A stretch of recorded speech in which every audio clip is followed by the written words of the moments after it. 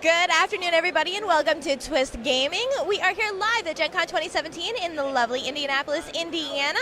I am here today with our friend Ross. How you guys doing? Good. I feel like I'm in the wrong booth, Ross. I know it happens, but the industry works that way, Yes. doesn't it? Small world. So we're here at IDW. Yes, we are. And I'm here to talk to you about your new games coming out. Great. Yeah, we have a lot of really cool stuff. Gen Con 50, IDW Games really brought a lot of really fun and exciting games we've got going on. Our first we've got here, showing off, has been one of our hot games of the show.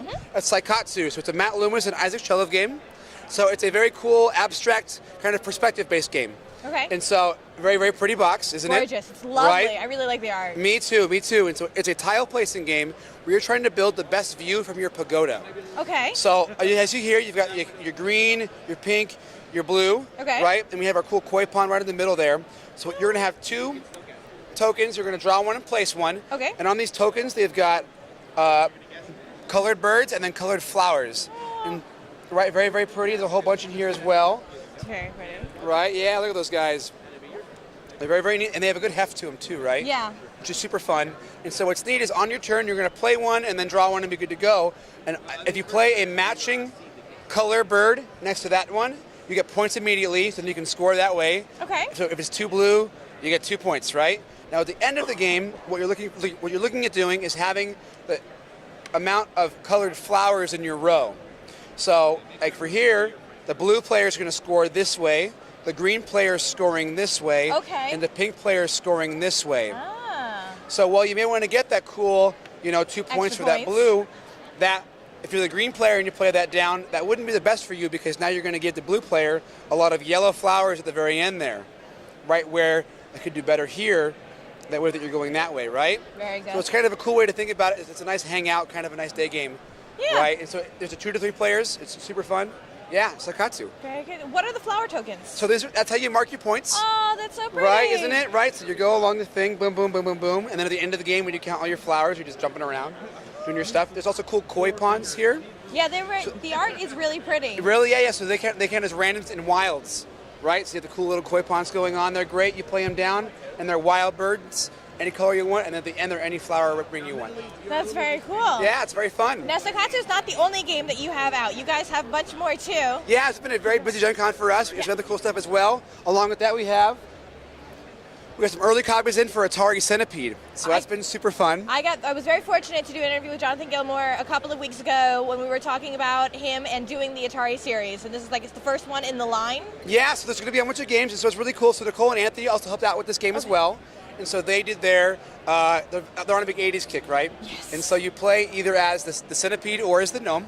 Okay. And so you have the gnome needs to save the mushrooms, and so he'll have to blast the centipede, and then the centipede's got to come down and get you. So at the beginning of the game, you put down all your mushrooms. Each player puts down 3, and kind of builds the board out.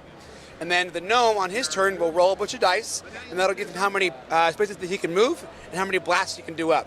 So you got to go back and forth and shoot those guys and do all those things. Does it come with those sound effects? No, but it doesn't. You do have to use it when you play, though, right? Yeah, absolutely. Of course. And so then the centipede player has a deck of cards that he can play to help him summon out the spider, summon out the flea, extra move, and more centipedes and stuff like that. So it's a pretty cool head-to-head, a fun 2-player game. They're nice wooden meeples, and everything in the first run as well is also going to include this awesome top player patch. Oh, that's so cool. So they're all going to come in the first run of the game, which is super cool. Yeah. And then here at the con we have some cool meeples as well. Okay. So they have the cool little pointy hats and little pointed toes for the gnome. Oh, that's adorable. Yeah, it's super fun. So also in the line we're going to be doing a Missile Command game and an Asteroids game. Yes. So we haven't really said much about those yet.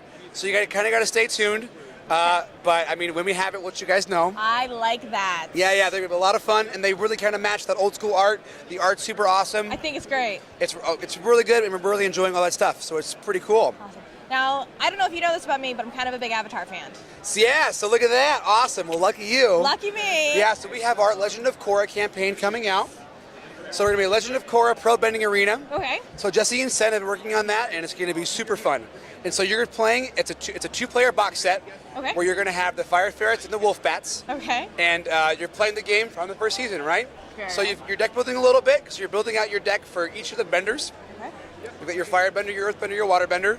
And then you've got your team card There's a lot of cool abilities you can do for each team. So the wolf bats, they're kind of known cheaters. They have a cool little cheating ability too, right? That's awesome. But there's also like flags that can be thrown because you are doing a sports game. So if you get caught roughing around too much, bad things can happen that way as well. So it's a really good way. You're putting down tokens. It's all about moving forward. Okay. And if you get blasted back, then the other team can advance, just like in the show. So we have the 2 base teams in our box set there. Right. But also, if you guys see in a little bit, we have a lot of teams that we're previewing for the first time here at Gen Con. So they just came from the manufacturer. Ooh. I know, right? Such as? Well, so the Rabaroos and all the so many cool names. Okay. And so all the different teams that are from the show. Mm-hmm. So we'll be doing that as well. So it's been fun. Exciting. Yeah, we get to work like hand in hand with the Korra team.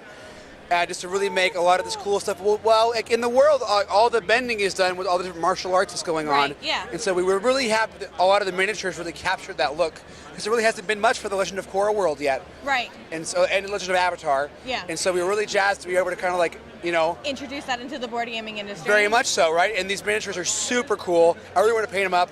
We'll get there, right? Yes, and I mean it's the perfect show to bring here because there's so many people in the board gaming industry that are fans of the show. Oh yeah, very much so, right? And it's like we've had a lot of people come by and be like, oh my gosh, we've had demos running the whole time. Like even right now, it's packed, the whole circle around there. Oh yeah. Right? So it's super cool, and it's been a lot of fun. So Korra's coming out. The campaign's going to launch on September 6th. Okay. So that'll be going on really well. How do people keep up to date with the release So of that? if they want, all they got to do is find us on social media. So IDW Games, we're on Twitter, we're on Facebook. And then you can just bug me. I'm a guy running it, right? So that'll be super fun. And then we'll have more for that on the way. Sounds good. So along with that, we have some other games as well. Yeah, We have an Outpost Siberia. Here we go. Oh. My bad on that. And so we have Outpost Siberia. Sorry, Dan. And so we've got this. It's a cool co-op game from Jonathan Gilmour. And Daryl Andrews. I know you know. You're all about John's games, right? And it's fun. So it's a dual-facing co-op survival game. Okay. And so you've got your characters that you have your hit points and a special ability, and then you've got these bad things that can happen. But then on your cards, you've got your character stuff, and then on the flip side, you've got your equipment. Okay. That cool little dual-facing ability, right? I like that. So it's got one deck, and you're doing it up. So it's all about what cards do I have. You kind of got to puzzle together with your team to survive against all these bad things that are happening to you. Yetis and polar bears and guys that want to attack you, running out of food. How do you survive, right? And so it's cool. Up to 6 players, and it's like 20 to 30 minutes.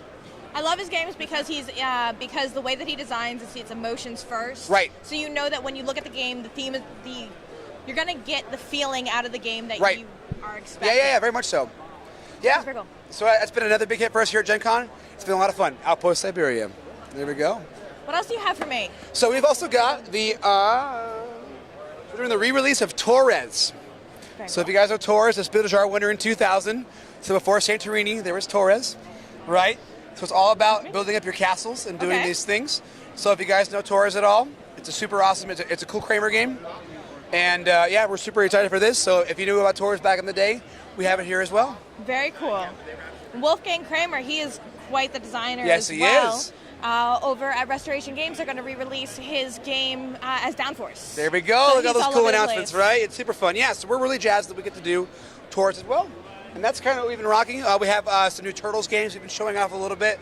So we'll have our Turtles Showdown game. It's a tile placing sewer escape game. So we'll have that more on that pretty soon. And then at Comic-Con, we announced that we have the 90s Nickelodeon license. Do you? So we're going to be doing our first game, which is going to be called Nickelodeon Splat Attack.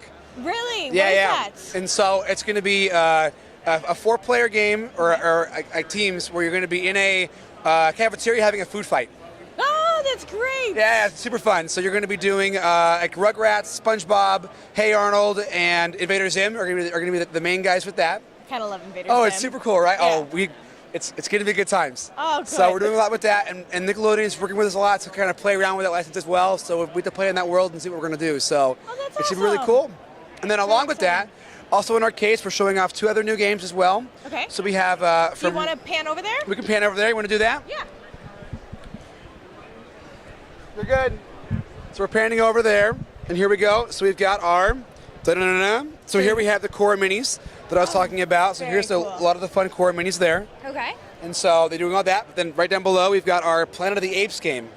So this will be out in October. So it's our first time showing it off.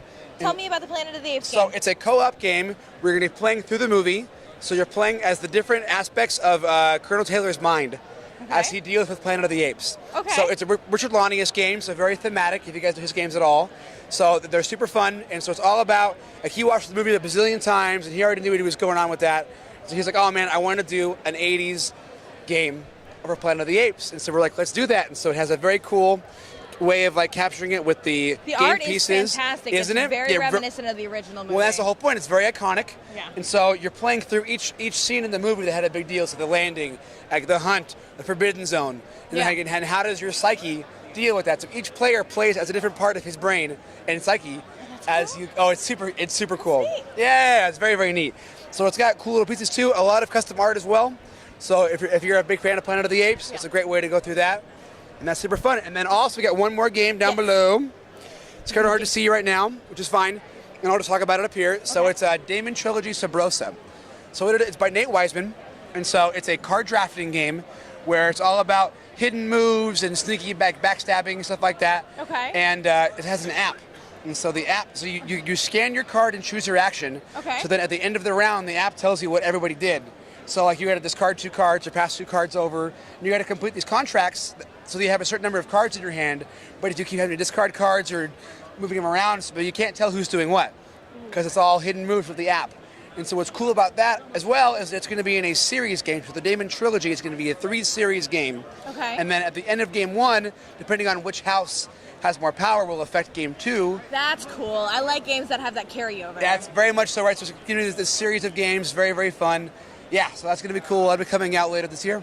Awesome. Gosh, Ross, you guys have so much coming out. I know, we are so really much blowing going up. on. It's good stuff. But it's great. It's an awesome thing. Are you guys selling out at the con? Oh, we've been blowing up.